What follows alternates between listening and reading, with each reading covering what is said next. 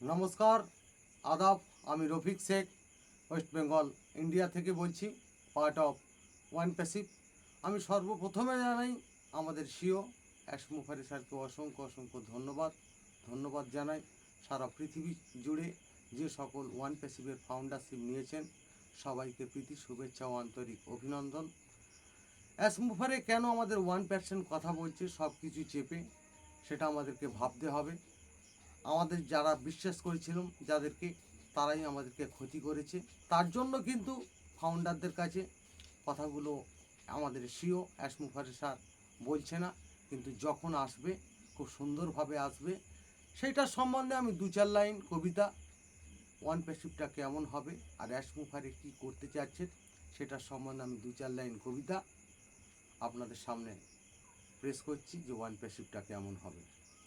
One প্যাসিভের কাজ কিন্তু 100% আছে, অ্যাসমুফারেই এসেই কিন্তু 1% বলছে।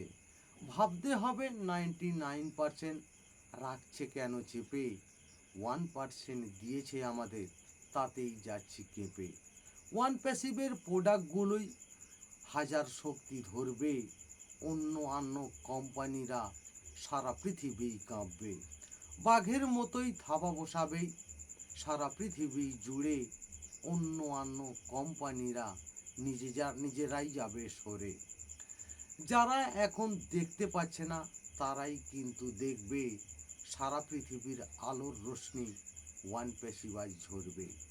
বাঘের মতোই গর্জন হবেই, সূর্যের মতো তেজ, সারা পৃথিবী বলতে থাকবেই ওয়ান প্যাসিভাইজ বেস্ট। ওয়ান প্যাসিভ হলো সাদা পেপার, কিছু ফাউন্ডার ভাবছে ইকোসিস্টেম খুলবে যখন রঙিন পৃথিবী ভাসছে।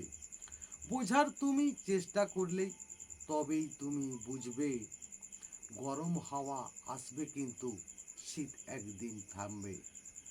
এটাই হলো অ্যাসমুফারের ওয়ান প্যাসিভের নীতি, সারা পৃথিবীর বলতে থাকবেই আমরা মানব জাতি। অ্যাসমুফারে ধন্যবাদ। ওয়ান প্যাসিভ জিন্দাবাদ। আপনাদের যদি ভালো লেগে থাকে লাইক কমেন্ট শেয়ার করুন। ধন্যবাদ।